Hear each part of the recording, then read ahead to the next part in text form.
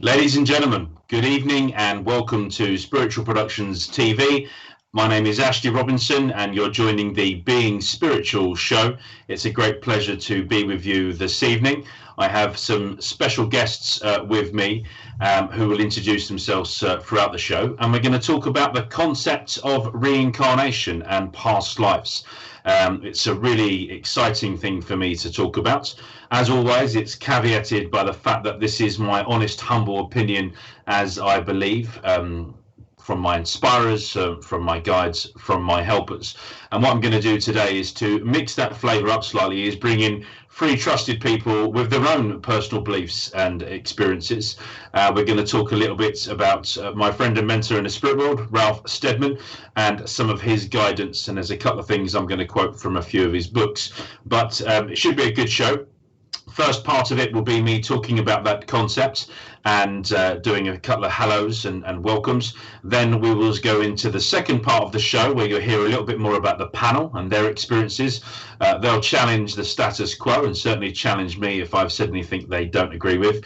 And then the last part of the show will be really interactive. It's where you can engage direct with us. Again, feel free to challenge us. You can ask any of us questions, or you can ask us the same question, and each of the panel can give you their answer. So very much looking forward to being with the show to you tonight. I'm Ashley Robinson. Welcome to Spiritual Productions TV.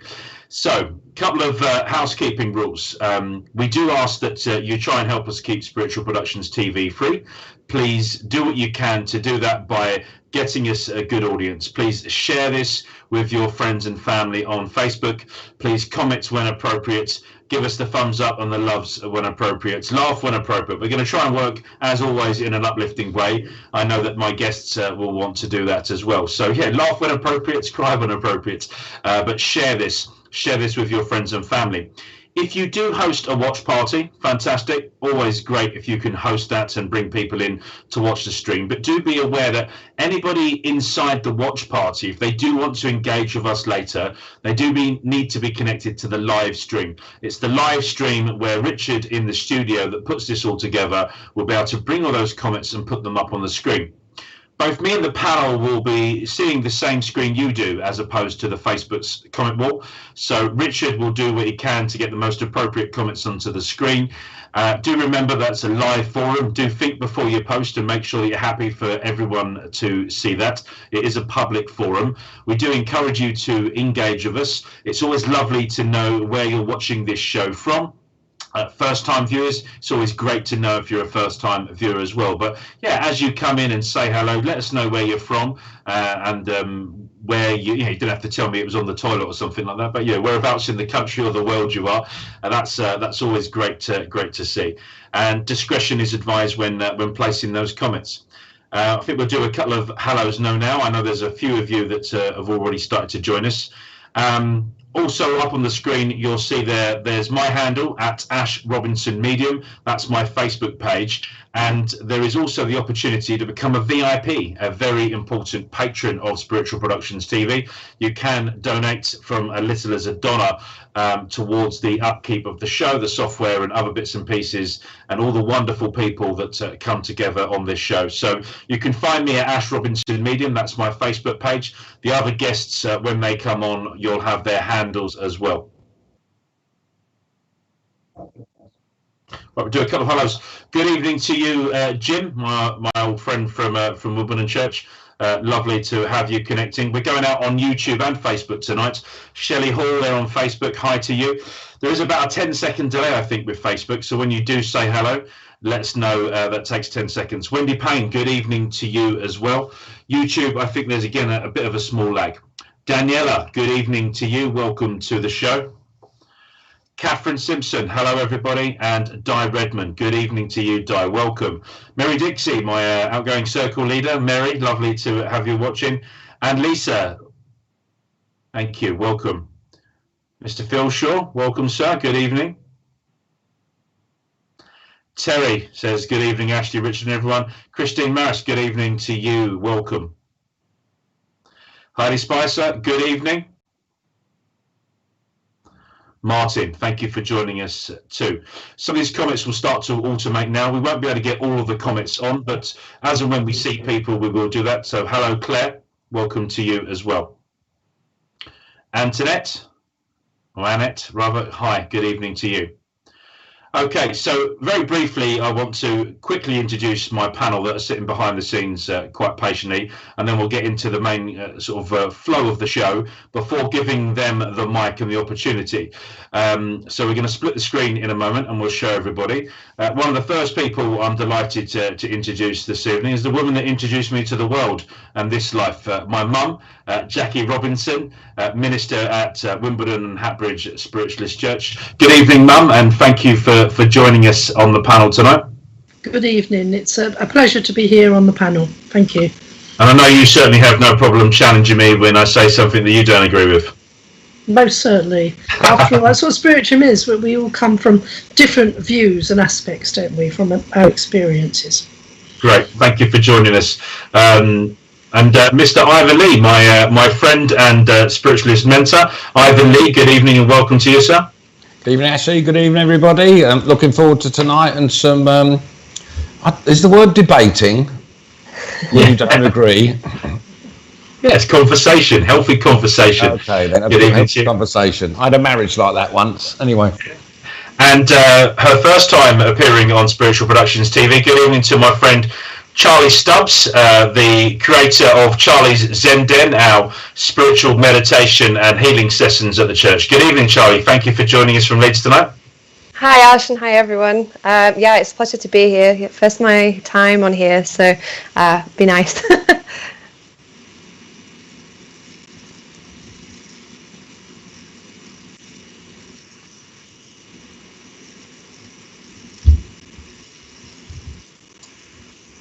Cool. I briefly lost people there for a moment. I think we're back. I was saying good evening to Charlie. Hopefully you all heard from Charlie and she was able to say hi. Friday night, everyone must be on broadband in my road this evening. Okay, folks, so we're going to get on with the concept of the show, and so I'm going to introduce my sort of opinions, thoughts and feelings on reincarnation. Most of this comes to me based on the sort of various different experiences, knowledge, pearls of wisdom I've had imparted in me. There's also going to talk an awful lot about my friend Ralph Steadman, who was a great spiritualist teacher, not just to me, to many of us. And I'm going to quote a couple of bits and pieces from his book. Richard, I'm hoping that the signal is a bit better now. Okay, good stuff. So, reincarnation. It's a word you often hear bantered about a lot, and people certainly talk about past lives, but how much do people actually know about this? It's, for me, a fascinating subject, but ultimately, if you look at the definition of reincarnation, it's a belief that human beings have many lives, and that we're taught many lessons in those lives, and that eventually we're allowed to progress beyond this sort of earthly planet of existence to go into other spiritual dimensions. Now, in researching this, it was fascinating to me that at least 1/5 of the world's population do have a belief in the concept of reincarnation. And in fact, this isn't a new term. It's been around for a very, very long time. And in fact, if you think about the 5,000-year history with Buddhism and Hinduism, you've got there a core of religion that believe in this concept. Buddhists describe the system as the wheel of rebirth. It's also mentioned in many other religions.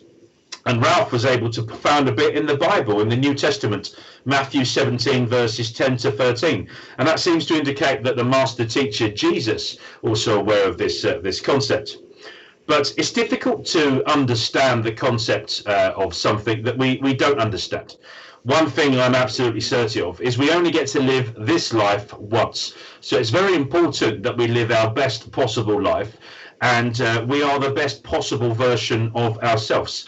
In my first couple of shows, we spoke about what is God and the concept of energy and atoms. In our second show, we spoke about our guides and our inspirers and our helpers.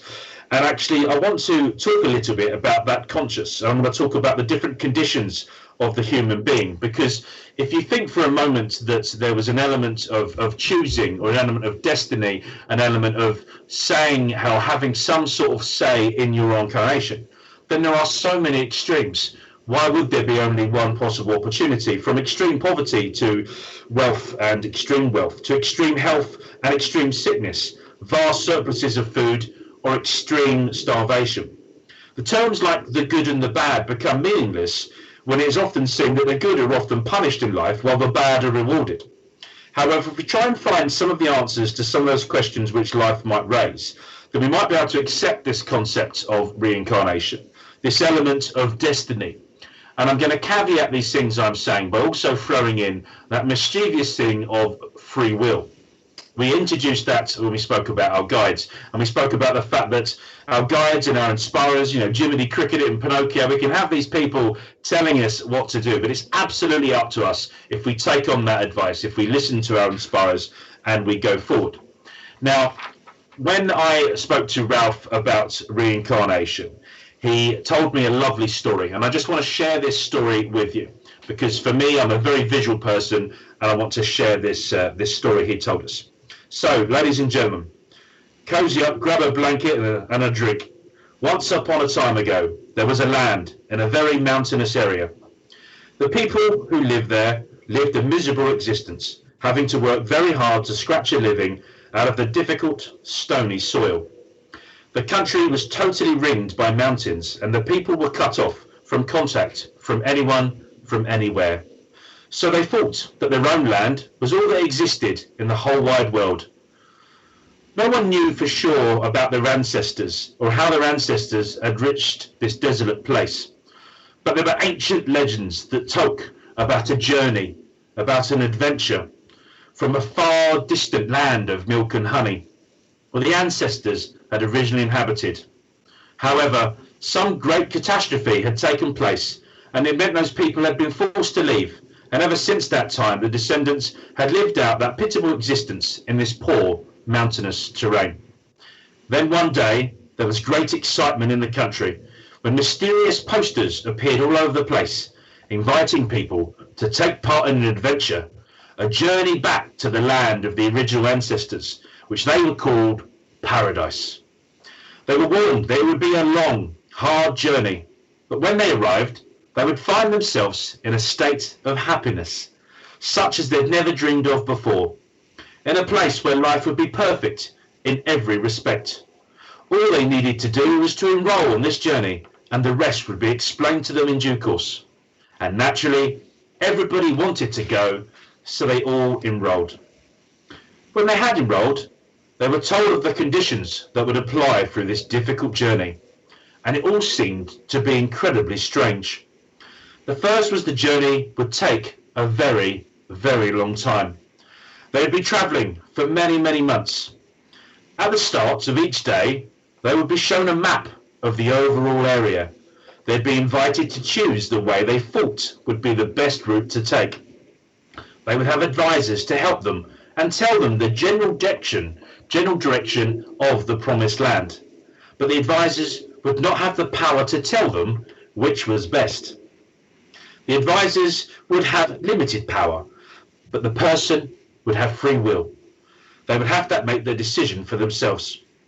The advisors would be allowed to tell them the sort of equipment, the skills, the clothing they would need, according to the different routes each one had chose.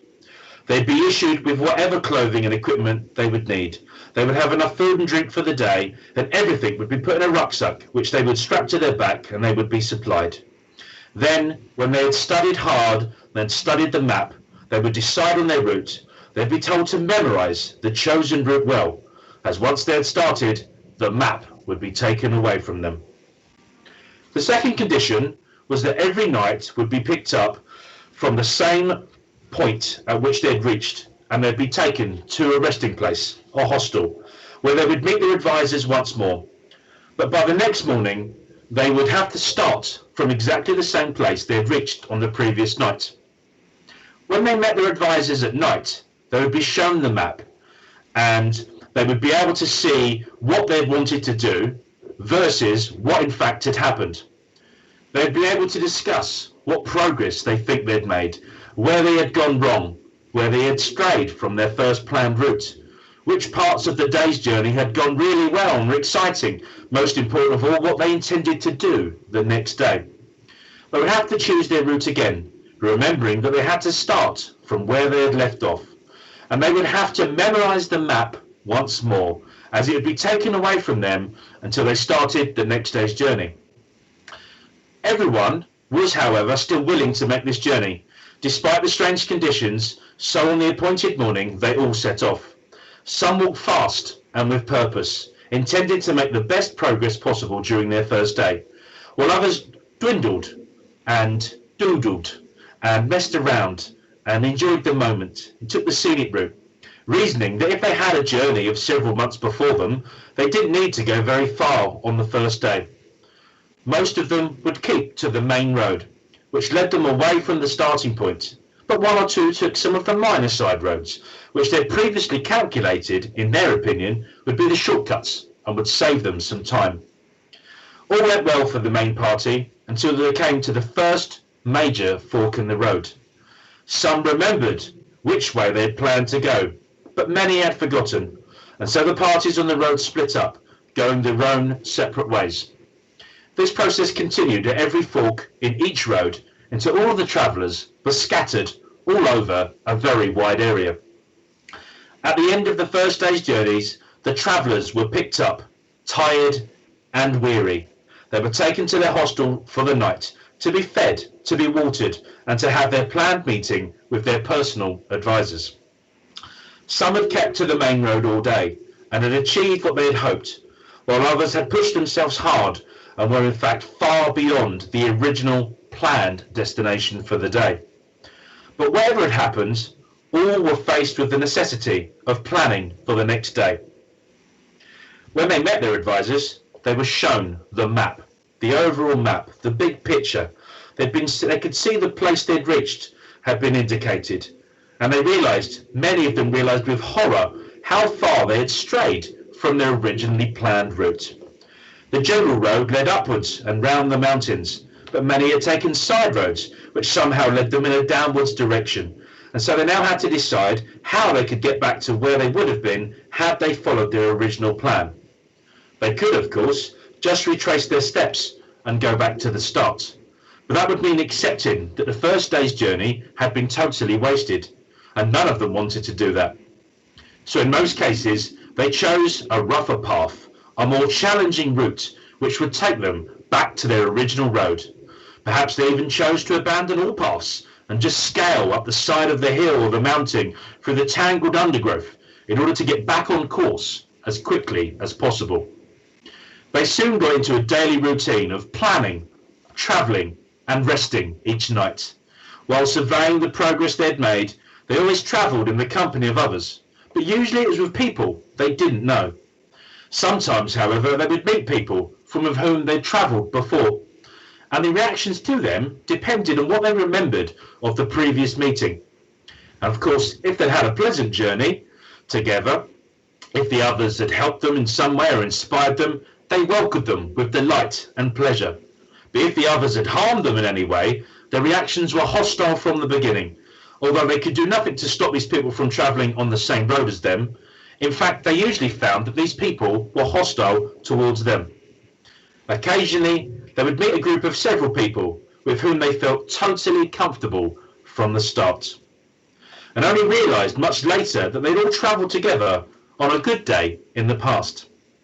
More mystifying were the times they met someone and took an instant dislike to the person from the start and couldn't find out why, until the end of the day when they asked their advisor, who explained that they'd had a bad experience with that person on the first stage of their journey, but it was so long ago they'd now completely forgotten about it.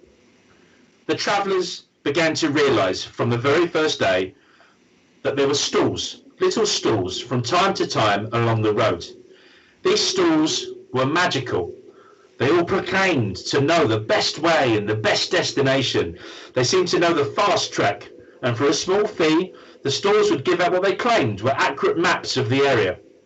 However, having brought such maps on a few occasions, in the past, and having found out the maps were only partially correct, giving a very limited view or just a portion of the overall big picture, the map, our travellers realised that the best way was to rely on their own memory. Our travellers realised that they needed to follow the route they had personally chosen before the start of each day. Then one day, when they were fairly advanced on the journey, they found out a remarkable fact. Before the start of each day, they'd always been given all of the tools and equipment that they would likely need during the day's journey. These had been put in the rucksack and on their back. But when examining the rucksack more closely than they'd done previously, one person found that built inside, was a tiny two-way radio. And this radio was already attuned to the frequency of the hostel where they met their advisors every night. And this traveller started to tell the others in the party. From that time onwards, there was an awakening. Things began considerably easier, and whenever they were lost, they could always tune in and get advice from their own personal advisors. Another thing they realised by now was they could take shortcuts from time to time, without running the risk of losing themselves, which they'd experienced in the early stages.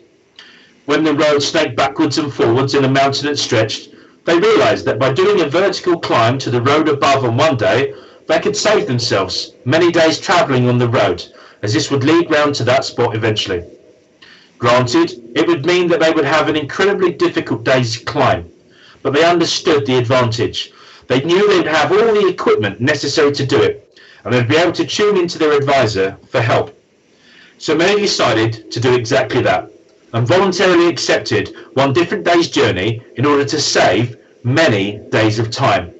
In fact, the nearer they got to their eventual goal, and the more they started to feel that buzz of excitement as they approached the promised land, with the knowledge brought forward that they were likely to go for the shortcuts, to do far more than they normally would have done for the planned one day. Now, there was another strange thing they realised after a long time on that journey. They started occasionally to meet people who appeared to have a great deal of knowledge about the whole journey, as if they themselves had already made it to the finish. Such people never told them what they should do or what they must do, but they were always available to listen to the ideas, to stimulate the individuals, to take responsibility for their own decisions. The end of this story, of course, is that everyone eventually finished their own personal journeys and found that all of the legends were true. The land to which they came was paradise. It was everything they had expected. In fact, it was far better than anything they could have ever imagined or wished for. And looking back over the many months of travelling, they realised it had all been worthwhile. I'm just going to sort of finish that story by adding a little bit of contextualisation and then handing over to our panel. Because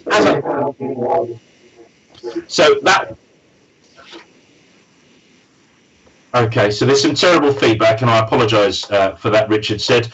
I don't know if any of the panel need to mute themselves perhaps while we're not talking, but apologies for that.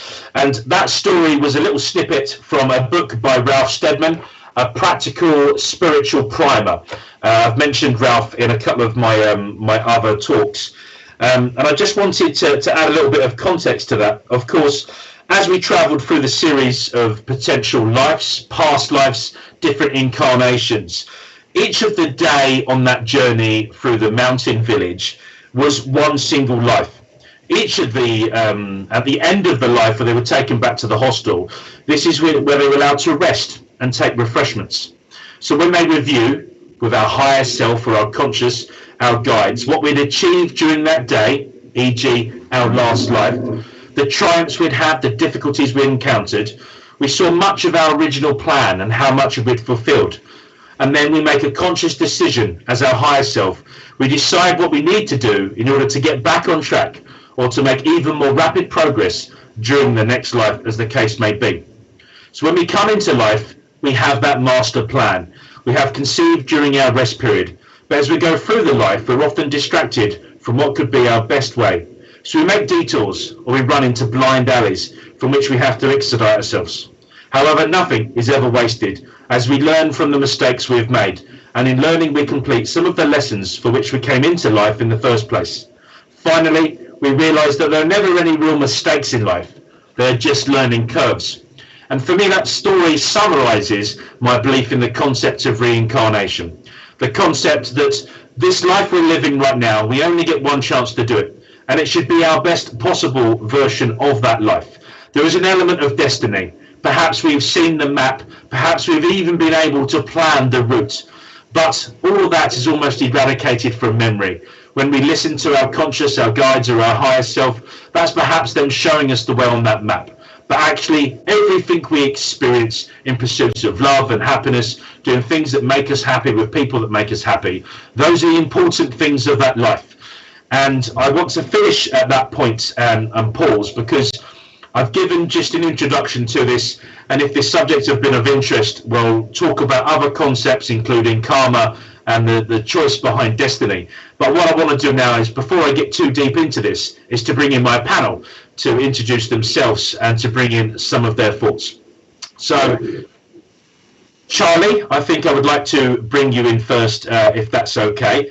And so you've got about 10 minutes to tell everyone watching who you are and to introduce some of your thoughts and feelings. Obviously, feel free to challenge anything I've said, but give people your opinions too. Thank you.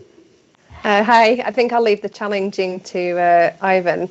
My name's Charlie. I've been part of the spiritual church community at Wimbledon, I guess, for the past kind of like 10 or so years. But prior to that, I've had sort of an upbringing. I've had an upbringing in American Indians. So I guess that's where my belief starts, and that's where some of the reincarnation belief comes from. Also, again, I don't know if I mentioned this earlier, but whether Ashley mentioned, I'm a yoga teacher, and that's kind of come fairly recent in the last few years. So it involves studying a little bit of philosophy with Buddhism and Hinduism. And again, I know Ashley touched on this earlier, but there's in some, not all of the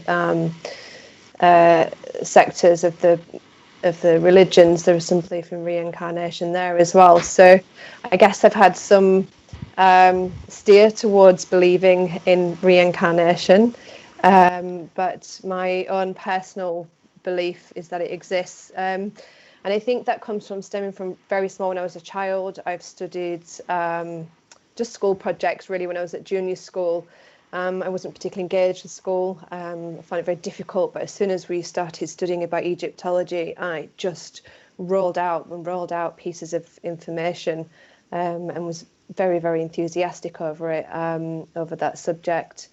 And then I guess as the years have gone by, it's just some of the familiarities of, the American Indians, probably a decision to want to believe in that, to want to believe that my life has a purpose as well.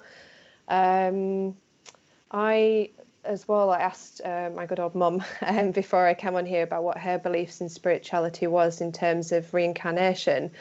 And she said she was sort of fairly ambiguous to the idea of it, but when she experiences deja vu, that's something that she likes to think that's a little tick along the way, and maybe that's another form of radio communication. But essentially, that story by Ralph Steadman personally really sat with me. So as much as I'd quite like to challenge you, Ash, and the story and your beliefs, I actually can't.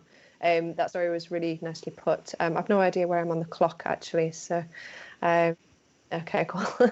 I've just been told I've got a few more minutes. So, okay. Okay, cool. So Ashley's just crashed out, so I will just be hosting for the next couple of minutes. So, coming back to my beliefs, some of the meditations that I've gone into as well over the past few years as well, I've seen some really beautiful images, some things that I've never really seen before, and I want to say that even would predate kind of Egyptology. I've never seen some of these pictures before. They just sort of appeared in my head as well. So being from the spiritual community, I guess I'm kind of open to believing in reincarnation, but I've had lots of little ticks along the way, from being very small when I was at school, really enjoying projects, from walking back into buildings, and really recognizing and feeling a resonance with kind of the areas that I'm in, just kind of a sense of feeling like I've been there before. Yeah, and that goes into, I guess, what I was saying earlier about my mum, believing that kind of reincarnation. If you get that kind of deja vu moment, that's a little check that you're on the way, or maybe a check-in with our guides or with our communicators on the other side as well. How long have I got? Have I got much more time? Okay, so Ash is back here, so I'm going to pass you back to Ash. Just before I do, I think you sort of zipped out, Ash. I basically said I agree with you, and that I really like the story. So as much as I'd like to be able to challenge you on that story, I actually can't. Yeah, thank you very much for sharing the story. I hadn't actually heard it. Lovely, and thank you for introducing yourself and giving us a bit of background, Charlie. That's very much appreciated, and I think that you approach this from a slightly different point of view, and thanks for talking about the yoga and the links to religion as well. So, dearest mother, would you like to come in now and tell us a little bit about your background, who you are, and a little bit about your belief in reincarnation, past lives, please? A pleasure, and it was delightful to hear you read from Ralph Steadman. I can totally agree with that. It's a wonderful simplification of our life, and certainly with my own views on reincarnation, I often think that our life purpose is a bit, rather than a map, it's a snakes and ladders, and sometimes you think you're on the pathway, and unfortunately the roll of the dice has actually sent you, down a different route than you'd anticipated. There's some times in your life when you go up the ladder and you make those quick ascensions, which is wonderful.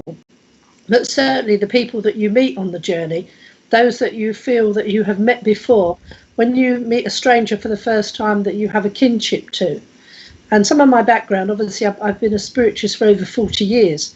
I'm a minister. I started off in a circle when I was only 16, way back in the 70s. And even from the very beginning of Circle, I had confirmation of my first guides that were working with me, and at least 3 of them had been that I had been in a previous life with them, and they had chosen to guide me on this life and to not walk with me physically. Where others I had met and found a kinship to, I had obviously been in a previous incarnation with them.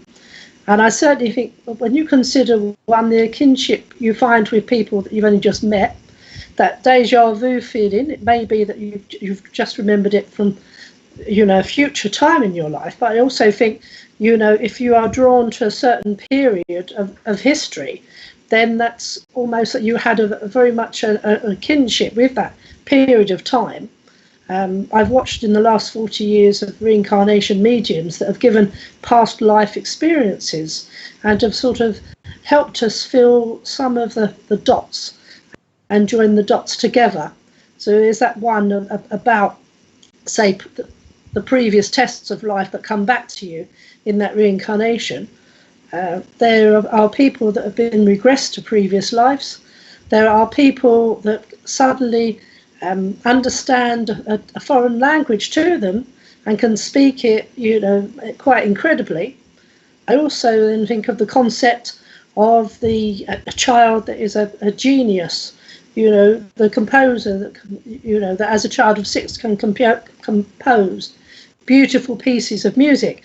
And I think that perhaps very strongly that in a previous life they had only just begun to delve into that beautiful work they had wanted to do their entire life. So therefore they're actually given that ground in very much in Ralph's words, when you start that second day again and you've read the map quick, that they've actually given you that previous information, that previous knowledge, so that you can actually have a very good start on that next day's journey by giving you that ability to be able to pursue your dream, so that you do finish off what you were supposed to in that previous life. So that's obviously something for discussion later. But I've always felt, with the people that go back and have that memory or the languages or the fantastic ability for a certain thing, that they are all signs you know, that we have walked the earth before. And that's just something, you know, for us to speak about. But with spiritualists, you know, we don't have to believe in reincarnation. It's not a spiritualist thing. And in many faiths and religions, you know, there is reincarnation. But in different aspects, certainly we can take all of the lessons from the previous life, but we mustn't harp on them too much, because it's that fresh day's journey again that we have to go and see what it is we can achieve for that next day, to be able, at the end of the journey back to paradise, to see exactly what we have acquired. But I do believe to some degree, you know, we have a destiny to fulfill that we had set out, but it's for us to draw the lines of all of the dots. And I've certainly had experiences of especially with meeting people within spiritualism, but with this kinship, that I know that I've been close to them in previous lives. And your dad and I have been told on many occasions that we were supposed to meet young in this life, because we had a big spiritual journey to make, and that we would need the strength of one another to take it forward. And in fact, you know, we are soulmates through many, many different lives. So that's just a sort of an opener. Hope I haven't gone over my time slot. No, that's great. Thank you, Mum, and thank you for your thoughts on that. Ivan, I'm putting you on standby. You can get ready to unmute yourself for a moment when I introduce you.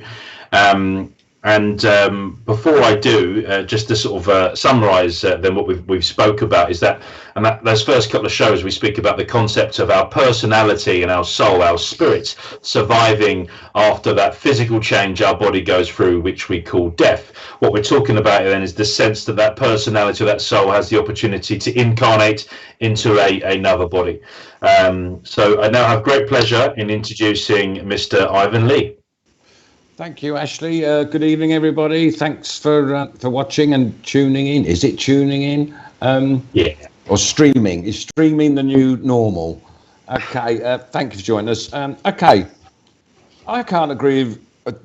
I can't disagree with anything that was said, because I know a lot of people have fascination with their past lives, and there's a lot of literature, a lot of things written on it.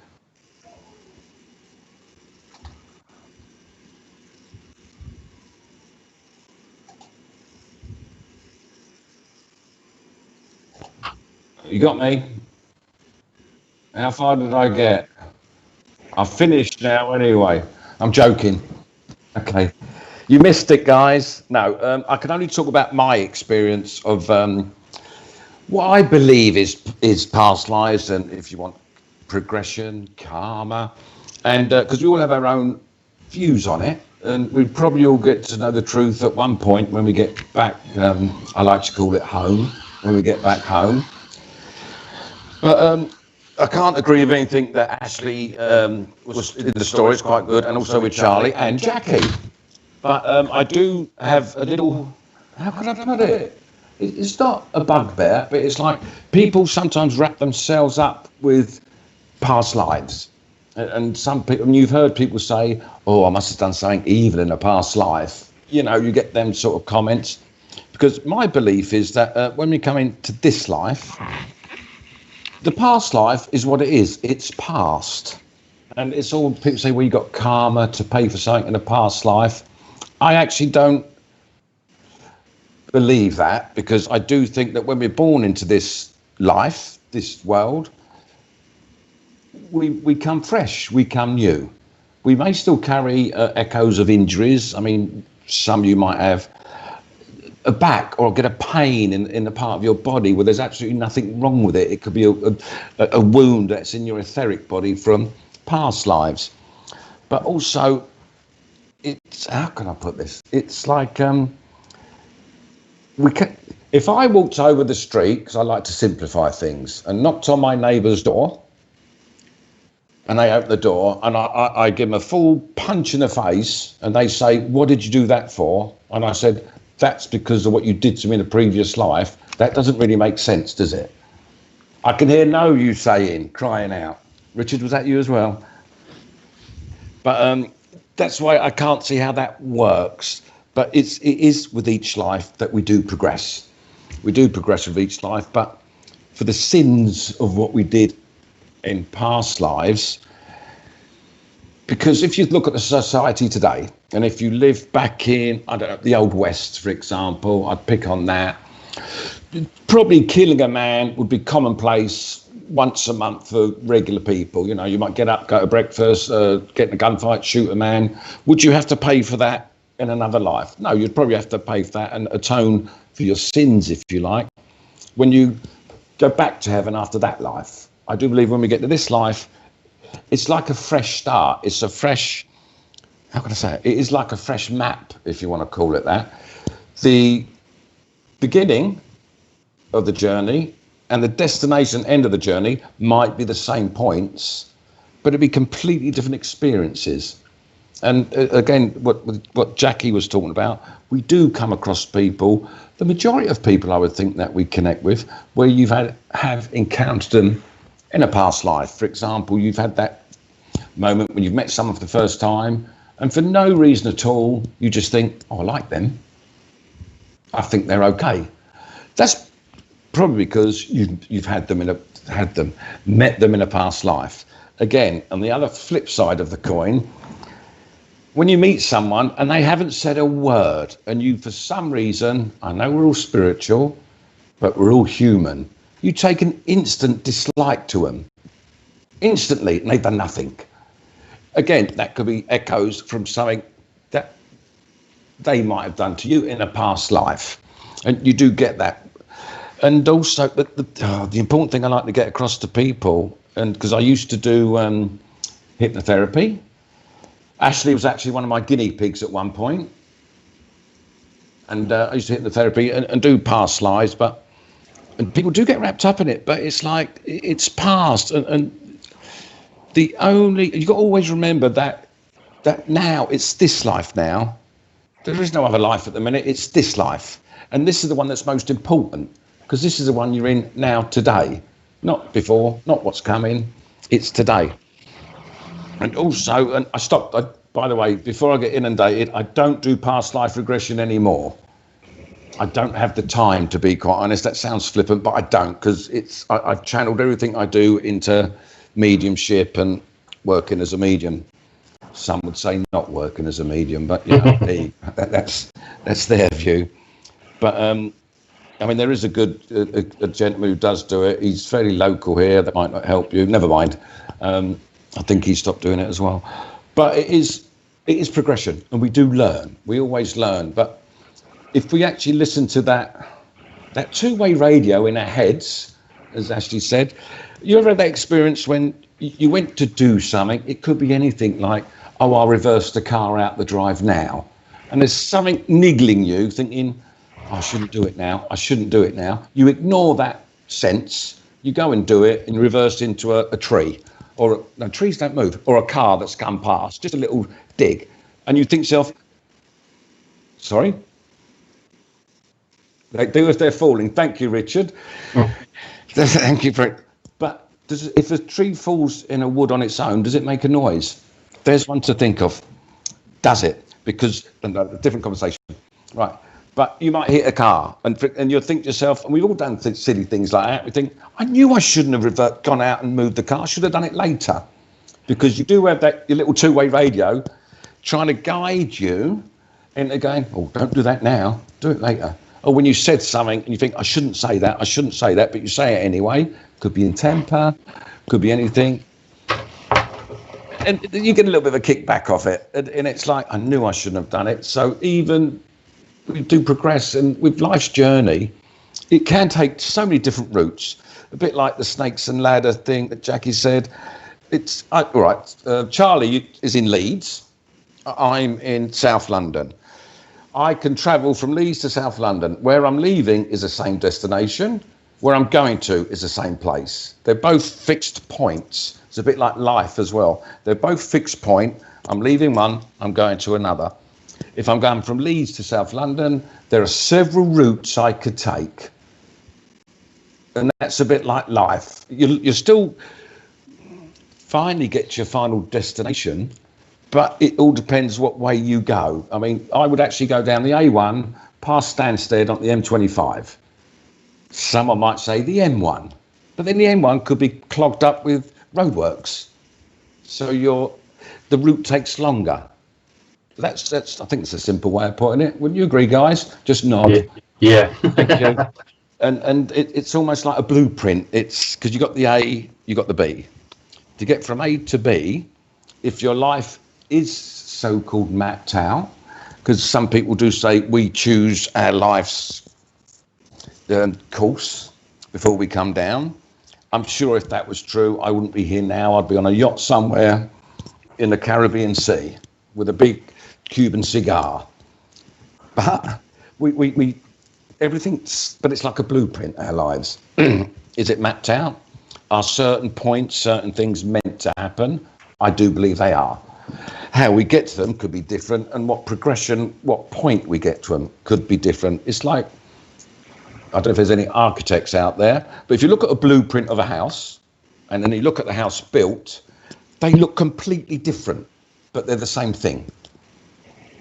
I hope that made sense. Not if it made sense, everybody. Absolutely. Charlie's shaking her head. I've lost Charlie. All right.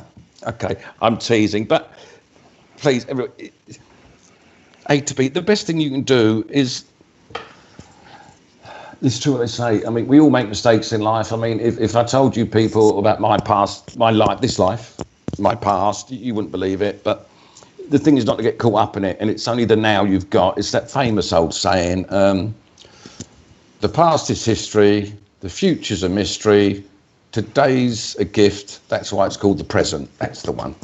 Okay, and if you follow that, that's fine.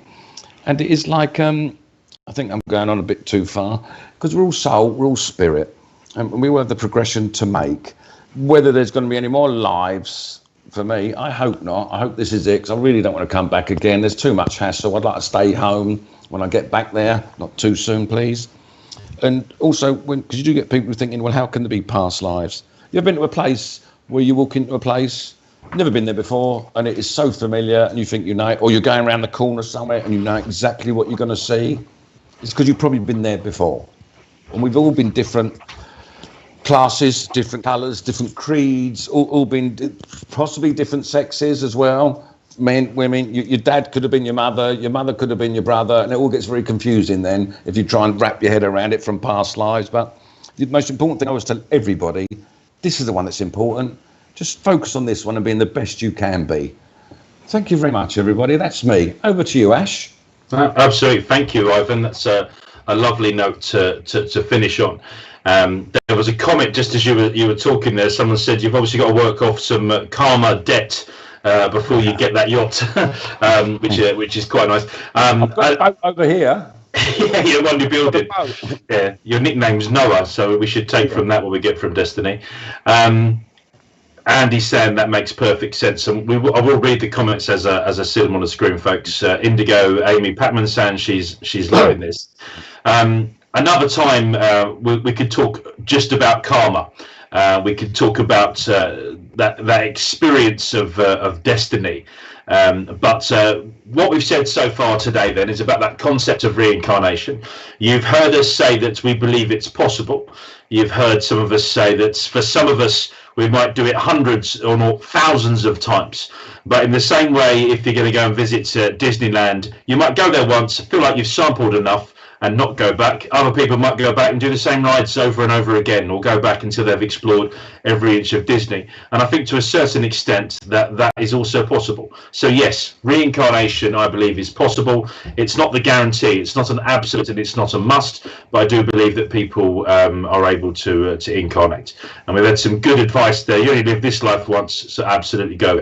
Carol says she agrees with Ivan on karma. So Carol, the judge, we'll definitely have a chat about karma another time. Ivan, you're still on the grid view at the moment, mate, if you're going out for a cheeky cigarette. Back onto me now, Ivan. You're off the hook, but you'll be back in a minute. I'm going to grant you that break. You've probably spoken about that cigar, and you've got that visualization in your head now, folks. We want to turn the next part of the show over to you. We want to make it interactive. We're really keen to hear your thoughts, and hopefully from some of the things we've said, there'll be some questions. So if you have a question and it's just for one of the panel, then please make that clear in the comments who you want the comment to be addressed. If it's a general comment, then we'll all give you a bit of an idea. Ivan, you were giving me a signal. Does that mean you're back or you're not back? You're on mute. It's okay. I was just putting the light on, Ashley, that's all. Okay, light is on, you're there. So, Geeta, you say fantastic analogies. Thank you, everybody. And I'm glad that makes sense. Lorna says this is very interesting. And as I said, I do find this a fascinating subject. Phil's talking about it being food for thought, which is good. So Andy says, feeling the balanced self-empowerment frequencies here now. Thank you. And Andy, for me, it's an exciting time of humanity, actually. I do feel that there is a sense of spiritual awakening. I think that there is every likelihood that we're surrounded by older souls than we have been for a long time. People that are perhaps coming back for reasons. Perhaps there are some helpers. I watched a brilliant little analogy the other day about two children talking telepathically, talking about the experiment on Earth and why these evolved spiritual souls would choose to go back as helpers for humanity. So Andy's from Alaska. Great that you tuned in from Alaska to see us tonight. And I really love that idea that not everyone is on the same place on this journey. And Karen says it's a great analogy.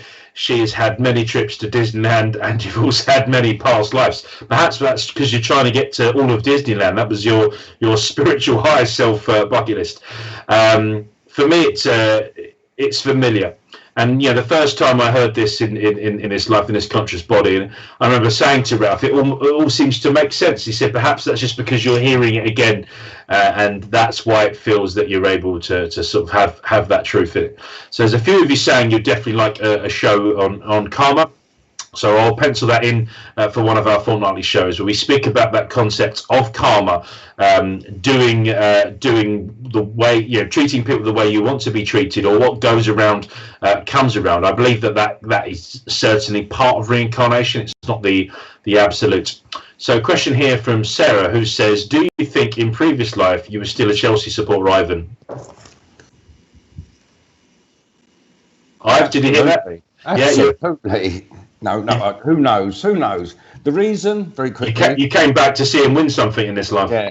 No, the reason I'm a Chelsea supporter is because my dad took me because he was a Palace fan. He took me to the FA Cup final in 1970 when I was like nine, I think I was. And that's the only reason I support Chelsea ever since then. So there you go. Not past life, past FA Cup history. Lovely. So yeah, do keep your questions coming on YouTube and Facebook. Otherwise, I'm going to introduce a couple of other sort of perhaps controversial things that might get you to ask us some questions. So yeah, we'll talk about karma another time. We'll talk about that sense of what goes around comes around. I'm going to introduce the element of destiny versus free will. And it goes back to that chat we had a couple of weeks ago about our guides and our inspirers, and thinking about those people in the hostel with access to the radio. Perhaps you've always carried the radio, but you had no idea to work it. Perhaps you saw it was there, it was making a noise, but you deliberately switched off. Perhaps you get to a point in your spiritual life where you are actively seeking that level of attunement to try and listen in, to try and see if people can give you a steer. But absolutely your choice what to do with the information, even if you've seen the map, this opportunity to work that through. Thinking about the map and that journey and the journey we're going on through now, and thinking about Ivan said something a moment ago about being judged. I made the analogy, I think it was when I did mediumship on the Saturday night, Richard, but we spoke about a friend of mine who was a Jehovah's Witness and often used to tease me about spiritualism, as you could imagine. But he used to say to me, if and when we both end up in heaven, Ash, he said that the difference is that you'll be absolutely happy with heaven being everything you need it to be. But every time you get close to me, you'll be told to be quiet, because I'll be living in a little walled kingdom where we believe we're the only people up there. And I thought it was a nice sort of concept and idea that heaven can be absolute home, can be absolutely everything you need it to be for that moment.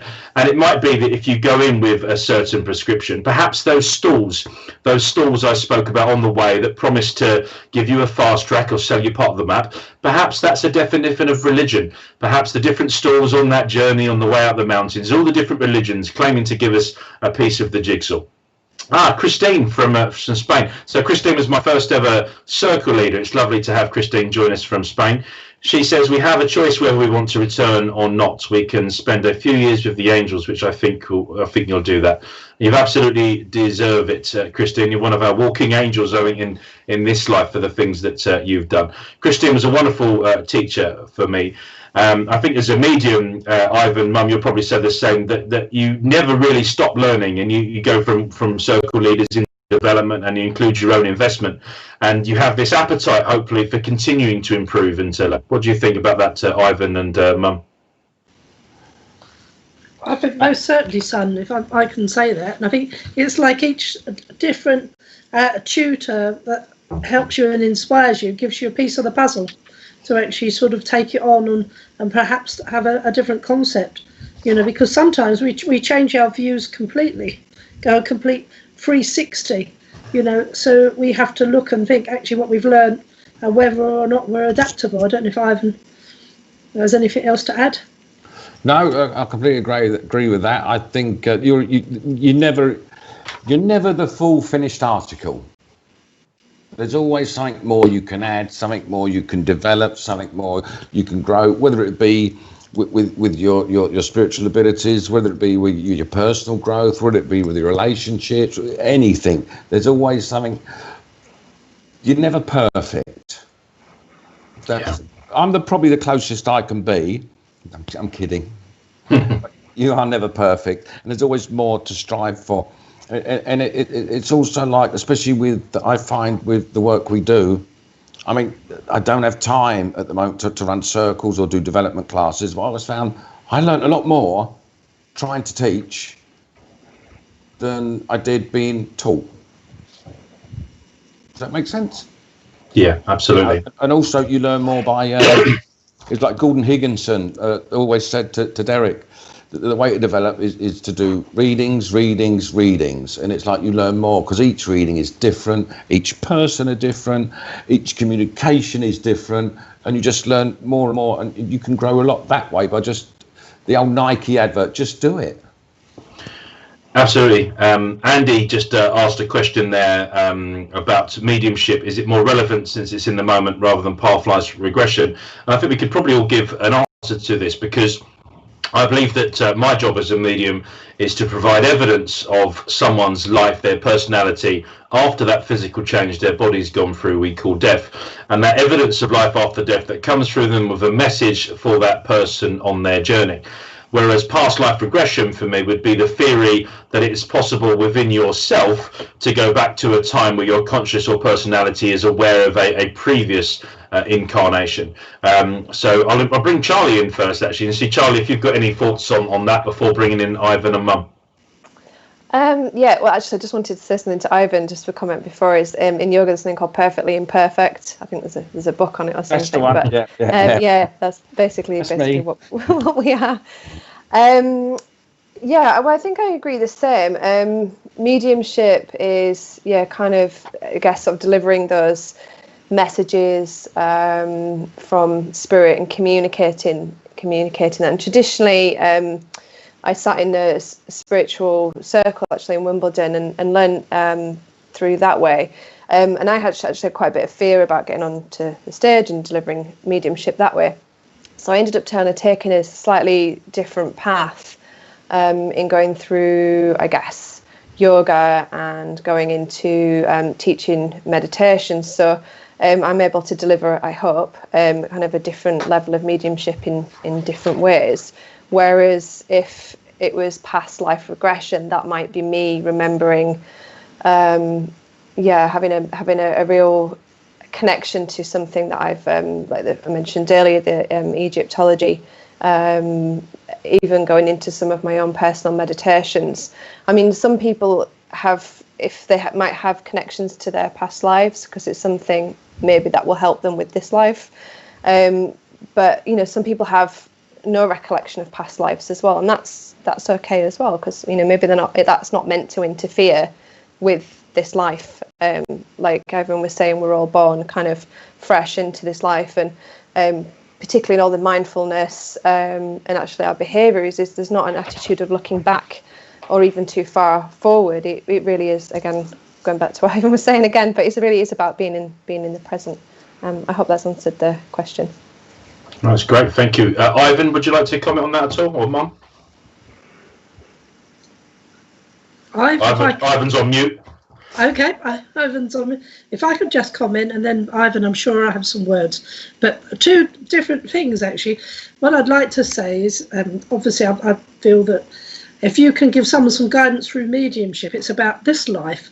And with that analogy, that you started off with, about the journey we make each day and that life, by looking back on past lives, then why do we want to look back on our previous day's journey or the one before that? I think the only time then that past lives have a relevance is if perhaps you've got a phobia, perhaps, that you're trying to get rid of in this life that actually stems from a previous life. I believe that I was suffocated in a previous life as a witch. I've always been asthmatic since being a child, and I have a lot of problems with feeling very breathless. So to me, I sometimes do have this fear that, I was placed with rocks on top of me in a previous life, but it doesn't worry me to the point where I feel that I have to have my past life worked out. I just know that was just something that happened to me. I believe strongly, in a past life. So sometimes it, has a different aspect, and sometimes it may have given us certain aspects that we need for this life. But other than that, obviously, the journey that we're making today in the present is what's important, rather than a journey we made 100 years ago in a previous life. That's great, thank you. Ivan, anything you want to say on that? Not much more to add, but mediumship is more relevant because it's passing on the message from a loved one to confirm that life does carry on. Because you've got to remember, I know probably most of the people watching this have got a good handle on that life must carry on, and there is no death, such thing as death. But believe it or not, everybody, the majority of the people in the world don't believe that. But so that's why it's more important. With the past life, it's like Jackie said, it can help if you do have a phobia or a how can I put it? Someone's got a weird fear. That's an over-the-top fear. Everyone should be afraid of fire, for example. But if someone's really got a real thing about or a worry about fire, it could come from a previous life, usually through their passing, which is what Jackie was making reference to. And it's almost like water. You get many things like this. People actually have a fear of knives or touching knives. So it can help in that way if you can look back.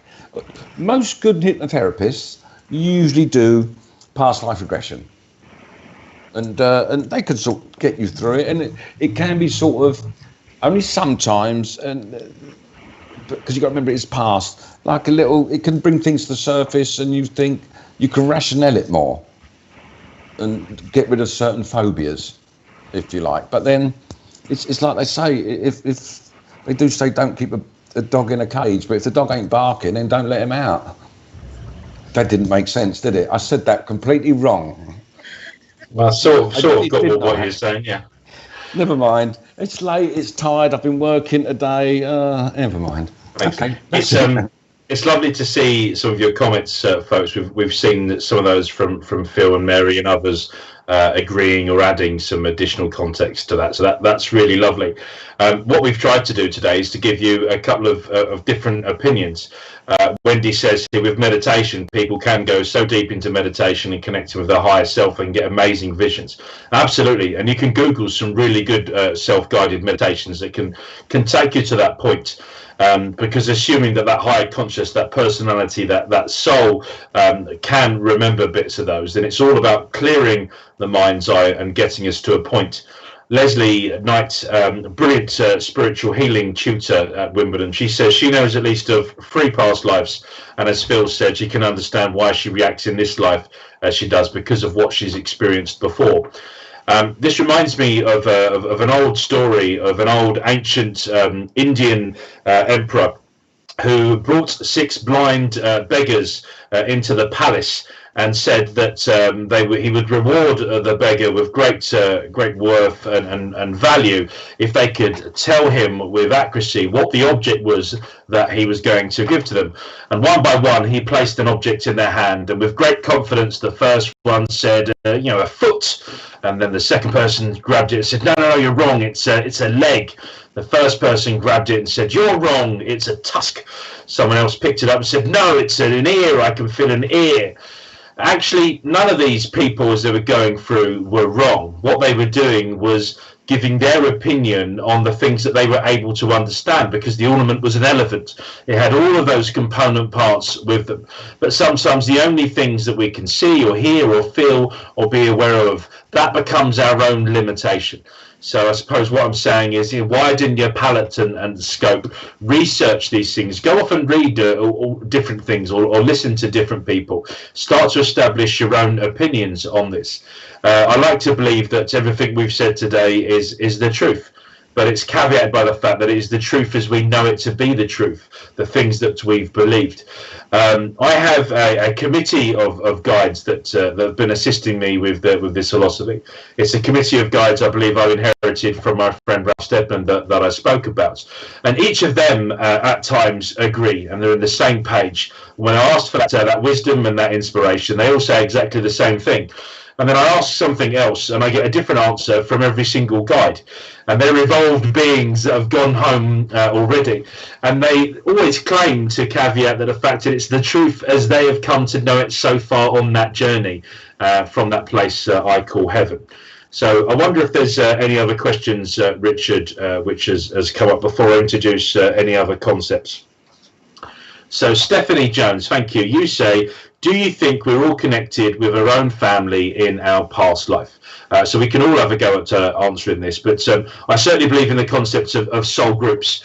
One of the things I'll introduce when we talk about karma is the concept of a soul contract, because one of the things I was likened to was this idea that in terms of getting over big hurts in our life, we need to be able to forgive the person that has wronged us. But it's only when we can turn around and not just forgive that person, but thank them for the experience, assuming that they may have been part of some soul contract, that we can truly learn that lesson. But I'll save the rest of that story for a chat on karma. But I think that why not? If you enjoy the experience of being with those people and you want to go back and experience it again, absolutely, why wouldn't you? So yeah, I do think it's possible, and as Ivan said, that it could be a total revolve around that.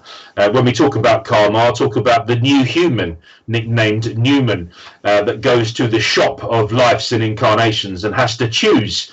And just imagine for a second that there was only 6 things you could choose. You could choose your gender, so you're male or female, or in 2020, all the other alternative ways you wish to describe your gender.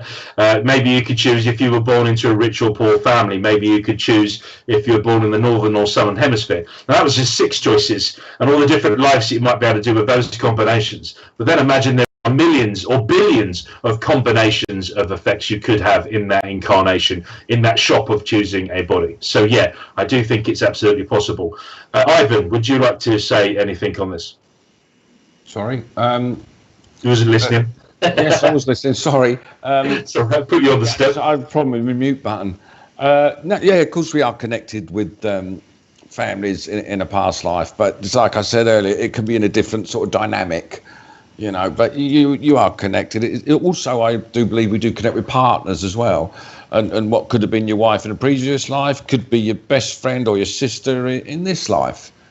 Very Jeremy Kyle sort of area, I know. But, you know, it's true because it's in mythology as well. If you look at a lot of mythology, all different ones. I mean, I forget which one the Sea of Souls is in. I think that's Greek mythology, is it? When you go through the Sea of Souls across the River Styx. Someone help me here, Richard. Okay. The River Styx. The ferryman, you've got to go across the River Styx, and when you come back into this life, you go through the Sea of Souls, which cleanses you clean as a newborn baby, you know, which is like all the past stuff's all gone, and it's a fresh start for that life. But you will have the same connections with family, friends, enemies, all sorts, from the past to this life, yes. And karma, well, that's a completely different subject, and that's, yeah, I'm not going to go into that one right now, Ashley. One for another day. That is one for another day. Mum, would you like to say anything else about that connection with families and friends in past lives? Yes, I'd certainly like to say, agree with Ivan, agree with what you've said, that I do believe we come down as the same soul group. Some of us might stay behind, but within reason, we're trying all these different relationships. And sometimes if you find that, you know, you perhaps don't get on with a sibling or a parent, then perhaps you're working it out previously, not necessarily as karmatic, but you're just seeing their side of how things work by suddenly being, you know, their child where you were their mother before. So you're seeing different aspects. But certainly I can't see why we wouldn't want to be attracted to like-minded people, and hopefully in the same soul group we would.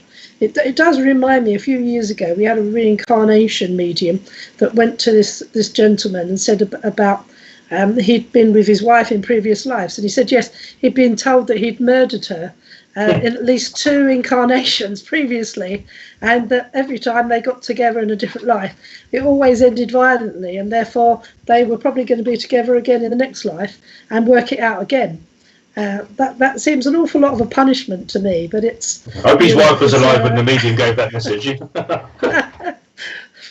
gets her own back now this time round.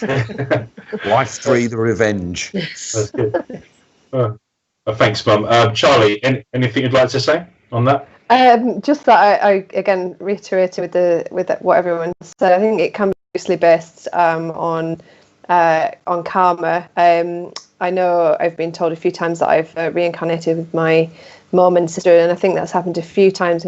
Jackie just mentioned that I think the roles were reversed. So I think my mum was actually my daughter in another life. And obviously, I think this is just something that sits with me, but I feel that we didn't work out something in a relationship. So we have, thankfully, an opportunity to work that out in this one. So I'm grateful that our soul group, we can have the support of each other and learn from each other as well. So sometimes the biggest lessons that we learn are the ones which can cause us the most pain, I think, sometimes. But I'll leave that, I guess, the karma to another time. No, that's great. Thank you, Charlie. And I think there's certainly enough interest to have a chat about karma another time. I noticed my friend Mark from Hull, Mark Brown, that I've worked with, colleague and rugby friend. Mark asked a question about past and present lives. Are they linked, or do they run on parallel tracks, or is each free and fluid? There we go. Look at that, Mark's question. So yeah, great when technology catches up with guides, or guides catch up with technology as well.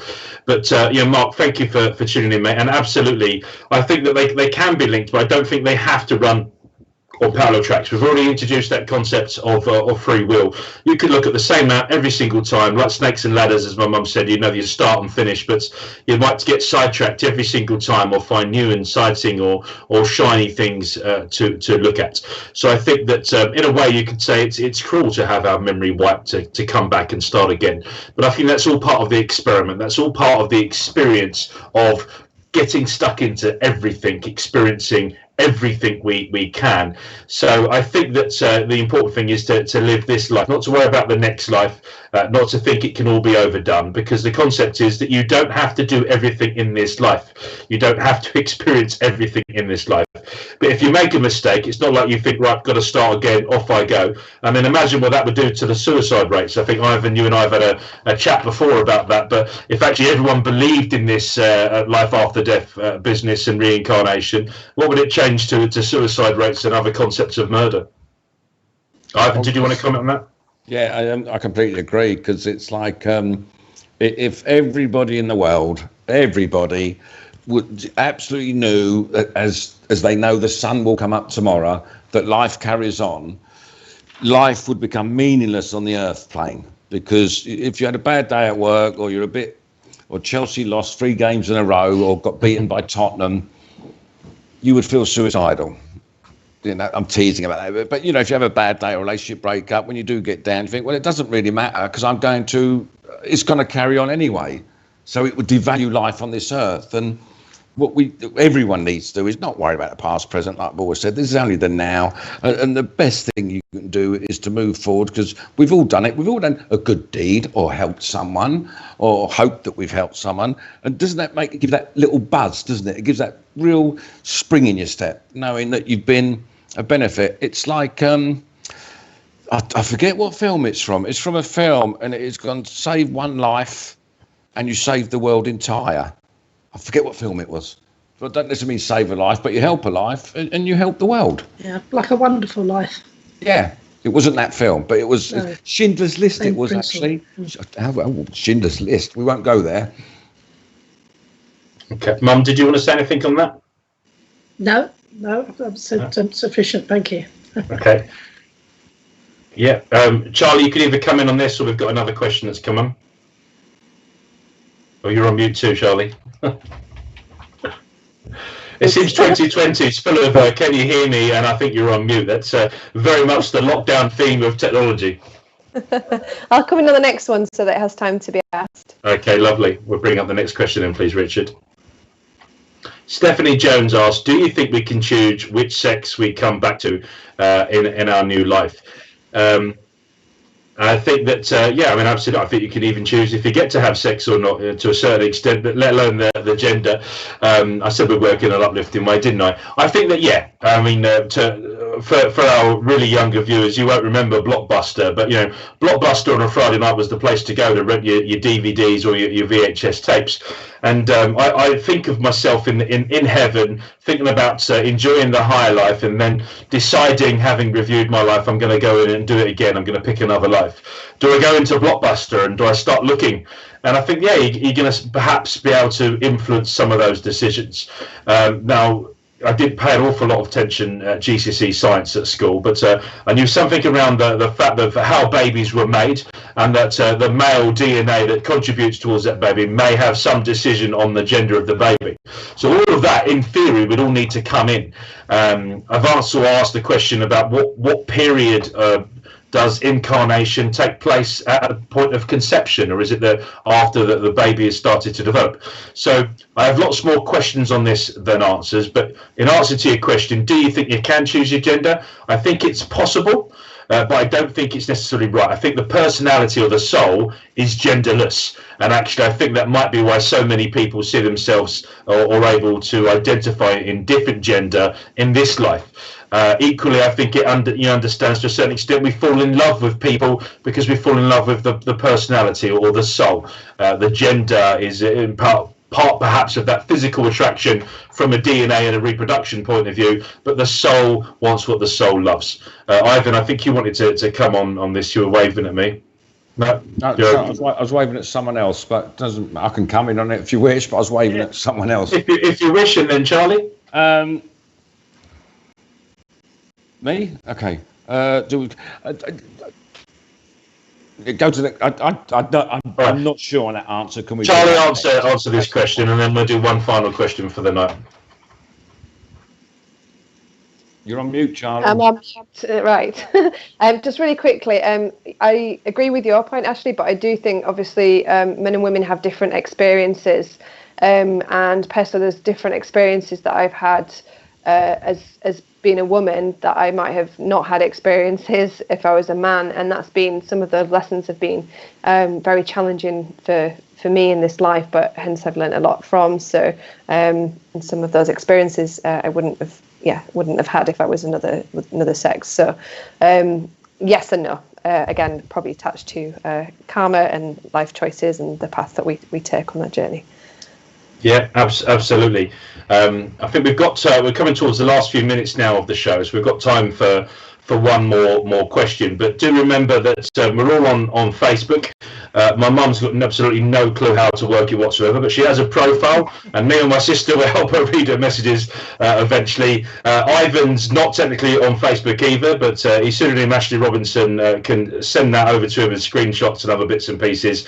Charlie and I are regular, sort of more active users of social media, so you can reach out to us, you can engage with us, you can ask us questions offline, you can post comments on the Spiritual Productions page and chat amongst others in this. And of course, do tune in and find out from other people other sort of thoughts and feelings. But it's been really good doing this show tonight, so we're about to finish in one question in a minute.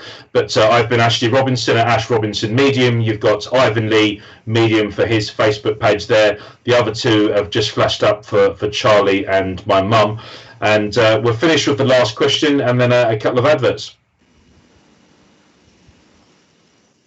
Yeah, we'll do the adverts first, in case you log off after the last question. But no, we'll do the adverts now, and then we'll have an opportunity for the final question and thank yous. So tomorrow night and every Saturday, you've got a demonstration of mediumship. This Saturday, Richard, who do we have? The wonderful Ian Mason, friend and of Wimbledon Spiritualist Church, great supporter, fantastic medium. So do check him out on Saturday night.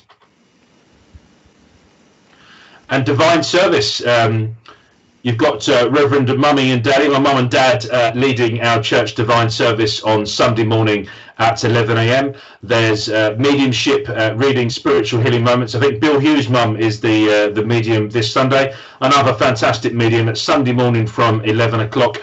Check out the Divine Service. It's been a really wonderful product that's continued to evolve on Spiritual Productions TV. An exciting moment as we start thinking about opening the doors for the first time in a couple of weeks' time. So check out the Divine Service, which is Sunday, 11 o'clock with Wimbledon Spiritualist Church, Hatbridge Spiritualist Church and family. Afterwards, you've got the Sunday Sofa, opportunity to get stuck in, to chill out, to have a spiritual chat. This does include some free live readings. It's Sunday afternoon from 2:30 British Summer Time.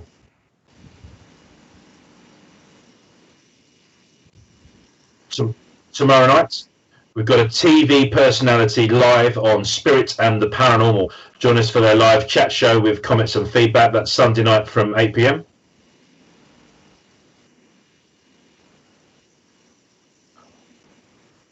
Wow, real treat for you, Polly Harnett and guest Trance Night, Tuesday the 7th from 8 p.m.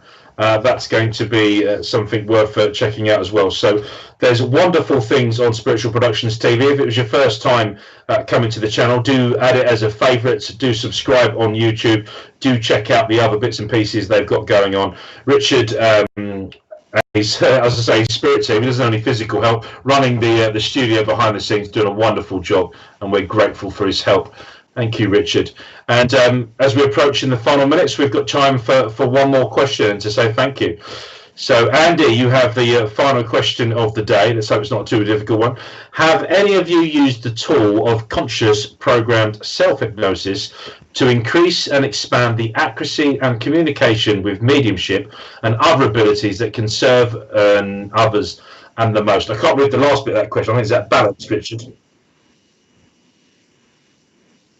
And others in a most balanced way. So I think it all depends on your definition of the tool of conscious progressed self-hypnosis. But we've explored the concepts of meditation and of continuous improvement, development and investment. So I like to think I'm always learning, I'm always investing back into myself.